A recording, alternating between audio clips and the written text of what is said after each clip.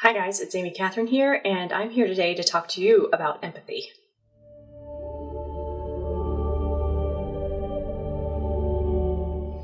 Okay, so there's a few reasons why I made this video today. It's simply because we've got a lot of increase in spiritual awareness that's kind of happening lately. I've had an increase in clients that are experiencing empathic symptoms, and these are people who've had these symptoms increase, or they were already empathic, or even people who are spiritual, that they feel like they're getting more of the feely-feels. And what I really feel is important is that this information is really accessible to y'all, and that you guys know how to handle your empathic gifts, but also understand that you're empowered by them. So basically, I'm going to be talking to you today about a few things involving empathy and just basics about empathy. So I'm going to talk to you about what empathy is and the definition between the clinical definition of empathy and the spiritual definition of empathy. So I'm going to be focusing on the latter part and more of the spiritual elements, obviously. I'm also going to be talking about the signs and symptoms of what an empath is and how you can kind of tell if you're an empath, and things that empaths tend to struggle with. So the more of those symptoms that you relate to, that's going to probably be more likely that you're very empathic.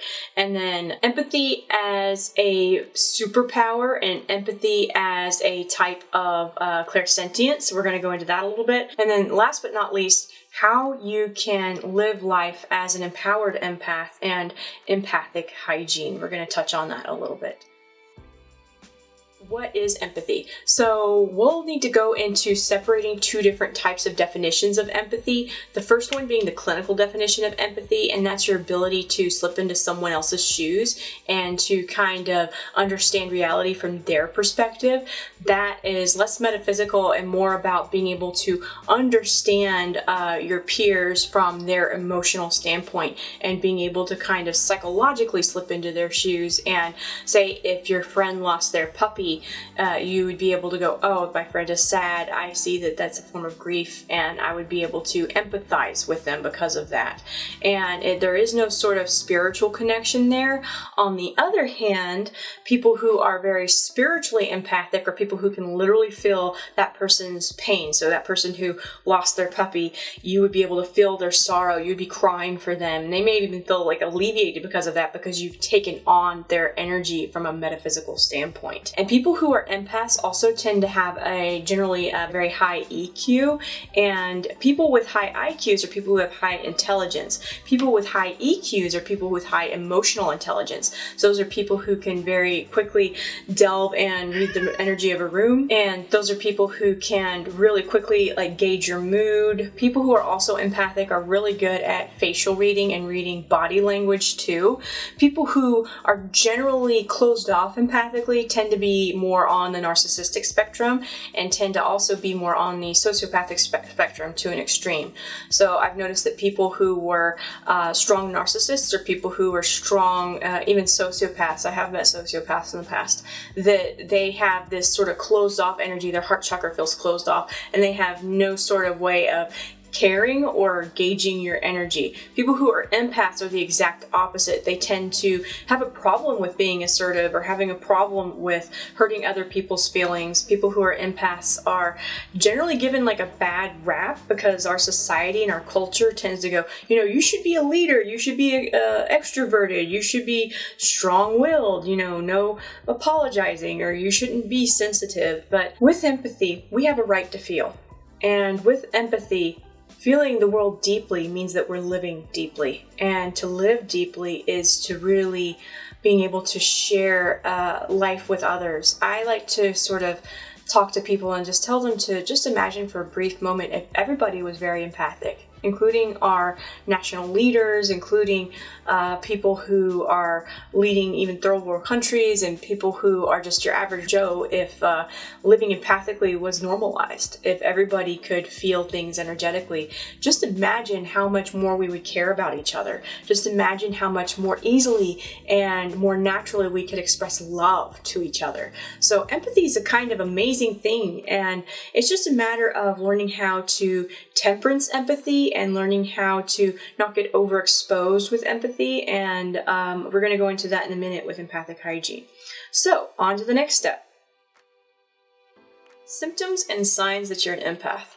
Okay, so with empathy, there's a lot of symptoms and signs, and what I want to do as a caveat for this is that some people may have mental issues, so if you feel that you may need to actually see a therapist, please see a therapist. This isn't something that should be substituted for therapy.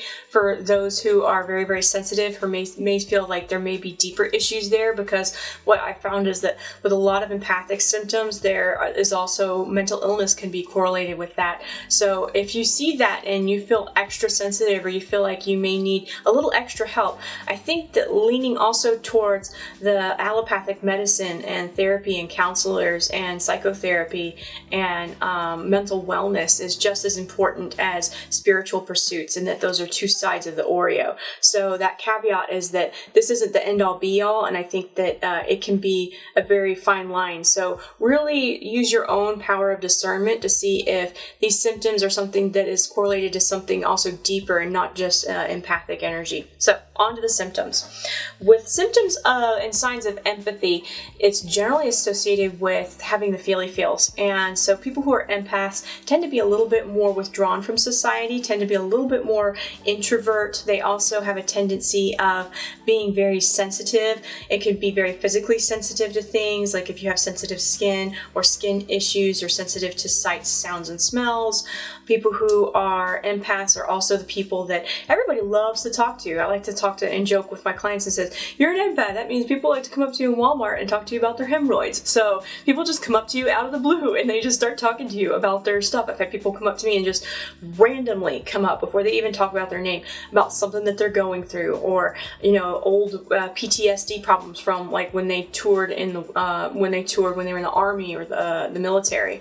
I've had people that come up and just like, oh, you're just so easy to talk to. That's the chances are you're an empath. Also, I like to call empaths like animal whisperers, kind of like Crocodile Dundee in that scene with like, I think it was like the warthog or something and the pig, and he's just like, and he's like hypnotizing the animal. People who are empaths usually get along with animals and children really well, and tend to are able to empathize with animals and children really well. So what I love about empathy is that people who are empaths, they'll go over to their neighbor's house, and the cat that's normally like aloof and doesn't like anybody will just love this person, and the owner will be like, she doesn't do that with everybody else, and she's like, yeah, I know, that's a secret superpower, is helping animals.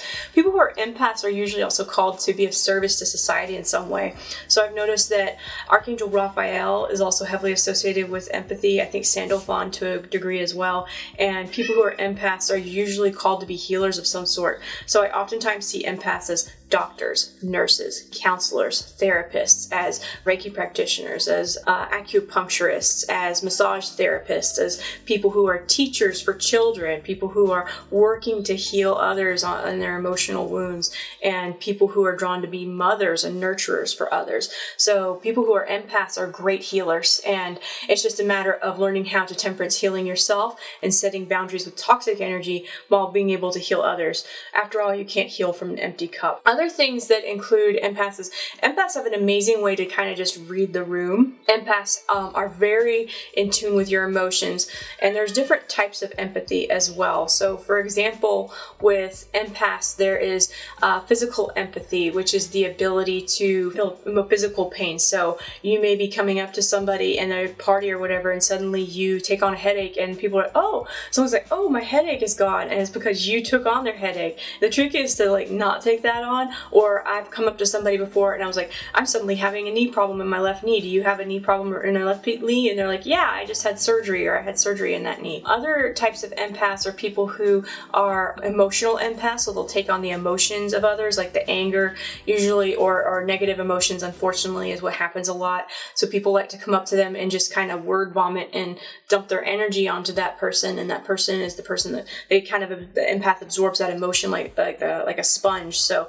if you're like at the office and your coworker comes up to you and just starts talking about their problems, and they're like, I just feel better, and then the empath's like, oh, I feel so drained. That's simply because you're an emotional empath, and that just means that you're picking up on their energy. Other empaths are geomanic, I believe is what it's called, geomanic empaths, and that's where you can read the energy in an area, and you can pick up on where a ley line is, or read if there's an area that has good energy, an area that has bad energy. I've noticed people who are very, very strong empaths have an amazing sense of direction. So people who are very, very empathic, especially if that's probably their dominant ability on an intuitive level, I've noticed that they're almost like their own map quest where where they just know how to navigate to a place or always know how to navigate back from a place. And a lot of empaths I know, like they'll know generally where the direction north is, and so that's pretty cool. Empaths are great at telling when people are lying. They just get that feeling. They also get a lot of feelings about other people's personalities. They'll just know if they're a good or bad person. You'll just know what they're going through. You'll be able to tell if they are telling you the truth, if they're hiding something, if they're wearing a mask. Another thing that empaths tend to be able to do is they tend to have this amazing way of setting narcissists off. So narcissists, one of two extremes happen with an empath. Empaths have this tendency to either sort of enable, where they attract the narcissist and they sort of have a very dysfunctional relationship or codependent relationship, which is a no-no, that's not good. Other times when empaths have evolved past that or have learned to heal from codependent and enabling relationships, they have this amazing way of setting narcissists and sociopaths off. People with really negative vibrations that are around an empath, the empath has this amazing ability to kind of see behind their mask, and that subconsciously the narcissist kind of picks up on that and is like reactive to it, and they just don't like them. I've had people who are very low vibrating people, me being around them, not even saying anything, really just sets them off, and they kind of just energetically attack me because my energy has threatened them. And what's really amazing is that empaths have this amazing ability to heal others, and heal others just by being in the same room with them. So you could be in an elevator with somebody and not exchange words. There's still an exchange of energy, and there's still healing energy, which is oftentimes why you as an empath may come into situations that are very unique and that require very sensitive energy and a sense of a large heart to help somebody. For example, if somebody comes to you and they're low, if they're like thinking suicidal thoughts, they'll usually come to the empath, or the universe will kind of arrange for that energy to happen so that you can help somebody deeply. So a lot of empaths have had experience with talking to people who've been in very deep, low energy fields, and know that that's part of it is just a synchronicity of the universe. Another thing that empaths like to do is empaths tend to love nature. I've known a lot of empaths that like to go walking or go hiking or camping, and that's simply because nature is the great detoxifier. I love nature, and I usually encourage my clients to go out into nature a lot because that helps them detoxify energetically, and especially places around large bodies of water or moving water are great places to cleanse yourself energetically. So I've noticed that empaths like to go out in nature. They also have difficulty in crowds. Like, I'm an empath, but I go to Dragon Con every year, and I will like just sort of gear up and really work on protecting myself psychically, because that is a crowd. It's a huge crowd of like 60,000+ people. I think last year it went up to like 80. And with people who are empaths, some of the people will just be like, no, I can't go. That's just too many people. And I know a lot of empaths that are like that. And myself included, like, I can't stay the whole time. I've got friends and family that like stay the whole time from like Thursday night all the way to like Tuesday, the next Tuesday. And I'm just like, I can't. That's just too much people. And that's simply just because I'm feeling the energy of everybody around me, and that can be like a physical pain. Another thing is empaths, well, some empaths, especially if you're highly sensitive, you won't like being touched by people, or they have to kind of mentally sort of gear up or prepare for a hug or a handshake. For me, being touched by people, especially unexpected, it feels almost like a shock to my system. It actually feels painful, and that's been a problem sometimes with relationships, and sometimes with empaths you kind of just have to set a boundary and go, yes, I love you, and learn how to express and understand your love language, and have other people and understand what their love language is and how to express love and like caring energy. And for some people that's touch and that's contact. Well, for an empath it's usually not touch. It's usually expressing or spending time with somebody. That's more so for them expressing love than say touch.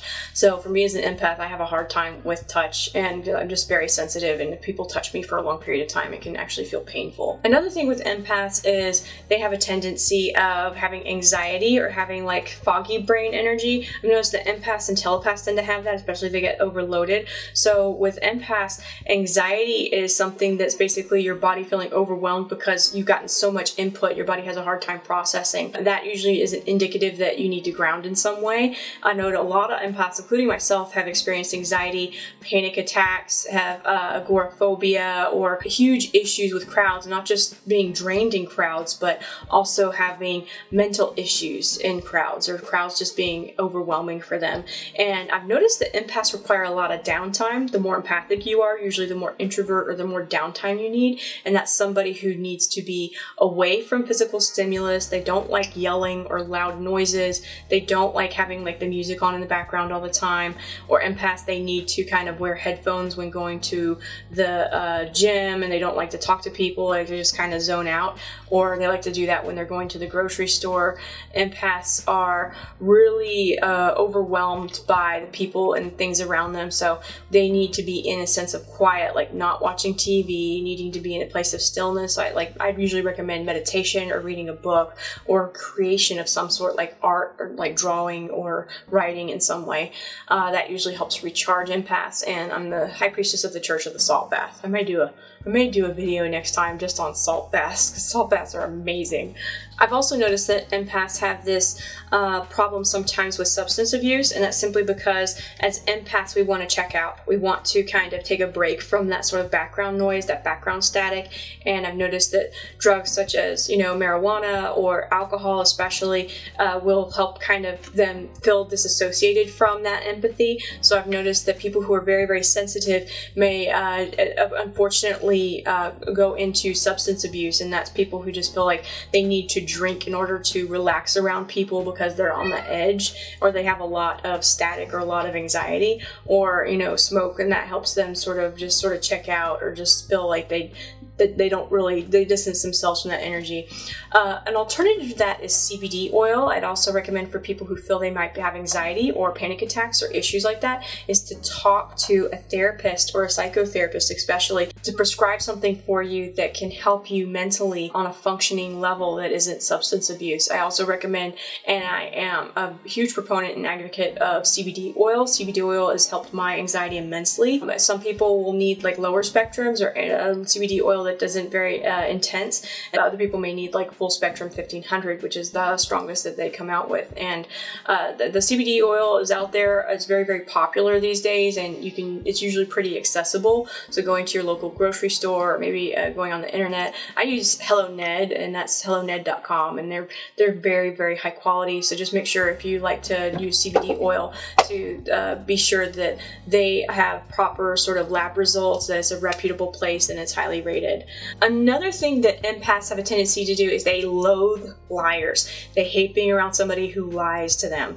They're also very allergic to drama and drama queens. So I've noticed that empaths just don't like being around drama. They'd rather be home alone than being around the gossipy group of friends. Some empaths actually have weight issues, and hi, how you doing? I'm here too. And I feel like that happens sometimes with people who are empaths, is because they put on a physical weight as a physical boundary for a metaphysical issue. And that can be really frustrating, especially with empaths, as there may be like weight issues that feel like out of whack. So you may lose a lot of weight and then gain it back, or you gain weight, or you stress eat. And eating is what grounds us. So a lot of us who are empaths, that we want to reach for the cookies when we really just need to open up our root chakra and focus on grounding our energy. And being more active and working on those lower chakras can help with that too. Another thing that empaths tend to do is, like, when they're having a conversation with somebody and it's emotionally deep, sometimes you have this hard way of discerning between your emotions and someone else's. I've noticed with people that I've really connected very deeply with, is that I've had a hard time sort of discerning my beliefs from theirs. It's like a rivers that kind of run together. And I also find that's really why empaths tend to bend over backwards and avoid arguments, because my theory is that as an empath, you can sense and understand and empathize with the argument coming from the other side. So when you're having a debate with somebody, it's hard to keep your own argument because you can sense where they're coming from and empathize with it, and you have a hard time focusing between your side and their side. Another thing about empathy is that it's also a form of clairsentient. Empathy is actually a superpower, and it's basically feeling things and using that fourth and third chakra to really pick up on the energy and the deeper energies of the world. Empathy can be very, very intense, and one of the things that discerns clairsentience is clear feeling, and that's a form of psychic ability. We have all of the clairs, and people who are empaths tend to be very clairsentient dominant, and that just simply means that their intuition comes to them through feeling in some way. way. So for example, as an empath, you may have the intuitive ability of knowing the person who walks at home. Like if you have somebody else at home, you have this amazing ability to pick up on their mood before they even walk in the door, or know who's about to call if there's a problem especially. Or you have this amazing ability to touch someone and you might see a memory or know some of their deepest secrets. You have this also amazing ability to draw people who are suffering and to really sort of heal that energy, or you just kind of know what to say or be there for them in that way. Empaths also have an amazing ability to kind of read the room and know when they're being in the way. I've noticed empaths tend to know, like, even if somebody's behind them, they have this feeling of, you know, not being in the way and being very aware of themselves. And, you know, people in the grocery store, you could tell when they're not empathic because they just put their cart in the middle of the aisle and they're just like wide open, and you've obviously got to go down this aisle. They're just standing there like an idiot and like, oh, what? Like, the world doesn't revolve around me? Like, me at the grocery store, I'm very militant. Like, I will structure my grocery list based on which aisle it's on, so I can be very militant about quickly going through the store and getting out of the store as soon as possible. And what's really frustrating is, like, I'll get like mild anxiety when I see multiple people on the aisle and I'm like, nope, the aisle's dead to me. I'm going around, revise, retreat. And I noticed that some people who are very empathic are also like that. Empaths also tend to be people pleasers, and they have a really hard time with being assertive. And assertiveness is simply just standing up for your boundaries and stating your boundaries. And the problem with assertiveness is a lot of empaths have dealt with toxic behavior or toxic, whether it's parents or family members or friends, they've experienced that energy at some point in their life. Just about every empath I've met has had that issue. And they are huge people pleasers because it's easier to people please and sort of walk on the eggshells than it is to kind of stand up for your boundaries, because you can literally feel the discomfort and the dislike coming from that other person when you say no.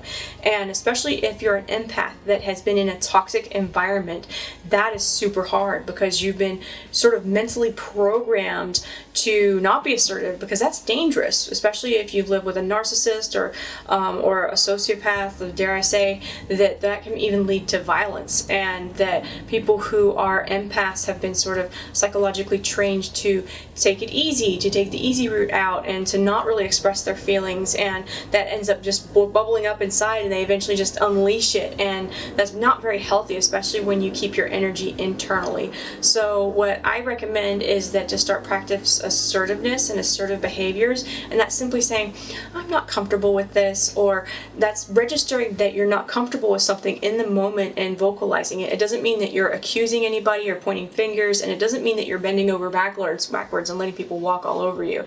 With people who are normal people, on average, need assertiveness for a healthy, functioning relationship. And most people, especially if they're normal people, are completely okay with assertiveness when you just simply say, I'm just not comfortable with that, or that's my boundary, or I just don't want to do this. And people who are narcissistic, people who are very selfish, people who are very self-centered, people who are very egoic, those are going to be the people who get mad at you when you practice assertiveness. And I find that that's a great way to really test your boundaries with good friends and friends who are toxic, because toxic friends don't like assertiveness. They'll try and manipulate you. People who are healthy friends, people that you should keep around you, have absolutely no problem with you when you're practicing assertiveness. Another thing with empathy is that you make friends really, really easily, and one of the superpowers of empathy is being able to allow the people around you, regardless of their mental type and like who they are and their background, to let their guard down around you. So I've noticed as empaths, they have this amazing way of disarming people and allowing people to sort of calm down. And I've had plenty of people time over and over again just go, Amy, your energy is just so amazing. I love being around your energy. And it's just like they feel very calming around it. It calms their energy. And as an empath, that's just because you are a healer, and you are a healer on an energetic level, and that's just your default setting.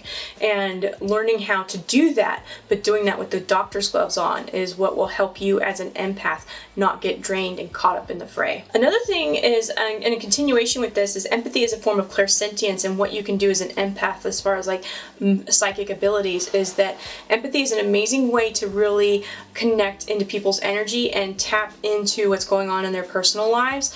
Unfortunately, a lot of psychics, I think over 60%, I could easily say, abuse this ability. When psychics are supposed to channel their energy, they're not supposed to empathically link into the client. That's why usually in my readings I actually keep my eyes closed and I actually don't tap into their energy directly anymore. I usually kind of just loosely tap into the bubble of the aura and not really as deeply as a lot of people do, because what you're doing is you're only gleaning existing information. I've done empathic exercises with people where I was able to kind of go and remote view their home by tapping into their energy, and their energy is linked to the energy of the places that they've been and the people that they've seen. So a lot of psychics, what they'll do is they'll link into you empathically and you'll be like, oh wow, they're hitting on this, how could they know this? But it's only existing information. It's only like what you're going through, not what spirit is telling you how to handle that, not a soul reading on what spirit is guiding you to do with that energy. So what's really important is to not abuse that power, especially don't go into third-party information unless it is something that you're deliberately exercising with somebody else. And you can basically pick up on other people's moods. Another thing you can do empathically is picking up on someone's location. So a lot of people who do kind of search and rescue, or people who are looking for missing persons, will go to a psychic, and the psychic will use their empathy a lot of times to kind of find where somebody is. And usually especially with like crime scene investigation and like having to pick up murder trails and stuff. So that's another thing that a lot of people who are psychic, that empaths, can do. When you're empathic, especially if you're connected to people close to you, you'll know when they're in trouble, or you'll know the feelings and the emotions that they're going through. You'll know how they feel about you. So the people that I care very deeply about, I'll often, and I, regardless of how much I would talk to them, I still get feelings about what they're going through, how they are, like what emotions that they're feeling, and sometimes I'll even get flashes of that. And one time I had, I'd suddenly had like hard time breathing, like lung problems. I almost felt like I was having a heart attack, and I knew it was like, wait a second, this isn't mine, this is coming to me from somebody else. One of my friends was in trouble. So I started texting the people closest to me, and sure enough, I found out one of them had texted me that they were okay when they weren't. They were actually going to the hospital, but they didn't want to freak me out. So I was really confused for a while, and then they eventually revealed to me, yeah, they were having some sort of a lung issue, having trouble breathing because of something going on in their body, and I was picking up on that at that time. So now on to empathic hygiene. So with empathy, we have the 4 basic food groups, and that is grounding, shielding, meditation, and cutting cords. So as an empath, we practice physical hygiene like brushing your teeth and washing your body and putting on clean clothes. We have to do the same thing with metaphysical hygiene. So first off, I would recommend grounding, and that's just going out into nature and getting the feely feels and really digging your feet into the earth, and maybe just earth walking and earthing and growing roots out of your feet and activating that root chakra. In yoga, that's Balasana pose. I also recommend doing Tai Chi. Dark stones help with that energy, and grounding your energy simply just flushes that excess that you've been having in your aura down into the earth. That's basically the metaphysical equivalent of showering. Also, salt baths are great for that. Shielding is basically your Glenda the Good Witch bubble, and that's wrapping yourself in the white light, and that's putting on your psychic clothes. A lot of people, or I know some people who don't like the term shielding. That simply means putting on your psychic clothes and being able to put on the necessary clothes that you need for going outside. So we don't go outside in shorts and short sleeve shirts when it's like 20 below zero. Same thing with going out, and you're going out into large crowds, and that's basically visualizing that white light around you. Another thing is meditation, and I feel like this is probably the most important out of the 4 basic food groups, and that's simply because that's your energetic reset. That's being able to pull yourself out and remove yourself from the situation and things that may seem huge. It helps you basically pull back and sense energy better, and most importantly, discern your energy from other people's energies. Because the first ability in being able to handle your empathy is being able to separate your own energy from the energy that you're picking up from other people. So when you're able to do that, you're able to remove yourself and detach from that energy. Another version of that, a more stronger version of that, is cutting cords, and that is basically every person you've ever made eye contact with, touched, any lovers, any relationships, any friends and family that you've ever met, people that you've talked to on the phone, you have a cord, an empathic cord connected to them. And what you want to do is cut the negative aspects of those cords.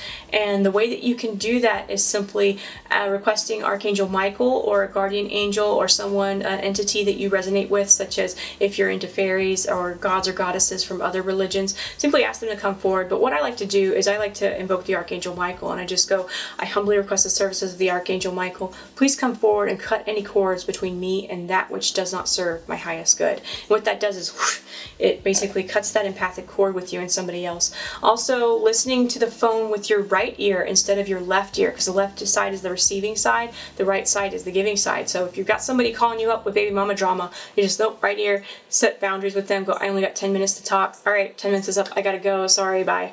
And doing stuff like that and setting those boundaries there. So working on those empathic hygiene energies is basically your ability to wear the doctor's gloves, because a doctor still wants to heal and perform that surgery on somebody, but he can't do it with his bare hands because then there's going to be an exchange of germs. And in their case, there'd be an exchange of energy. So maybe putting on a shield that is like a doctor's glove before you go to Walmart or go to the grocery store, or maybe just wrapping yourself in an extra thick bubble of white light. And you can even do that at work too, and just wrapping yourself and your work desk in the right light and wrapping your whole building in the right white light, and that's going to help just sort of help with that energy sort of increase. Also wearing protective jewelry like black tourmaline, smoky quartz, garnet, most dark red, and black stones and brown stones are good. Dravite, which is known as brown tourmaline, can help.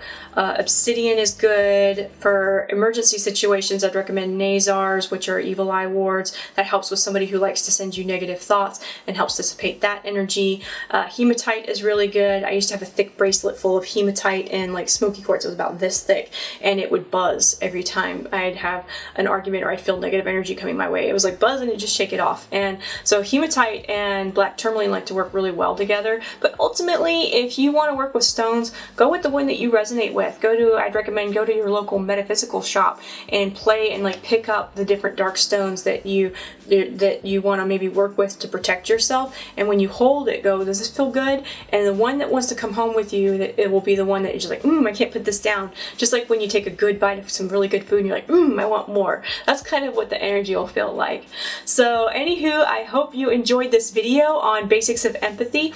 Please like and subscribe to my channel if you really like this video and would like to see future videos. And if you have any additional questions about empathy, please feel free to mention in the comments below and I'll respond to your comments. Also, I come out with a monthly newsletter and the link to that is also below. And I have a blog post on additional information on empathy and Empathy 101. So please know that you are empowered as an empath and that you have a right to feel. And please know that using this power wisely in a way that heals and helps others while also maintaining boundaries and healing yourself is what will help you live at the most optimum level of your life. So take care, empaths, and don't be afraid to feel, and take care of yourselves and be the light. Bye.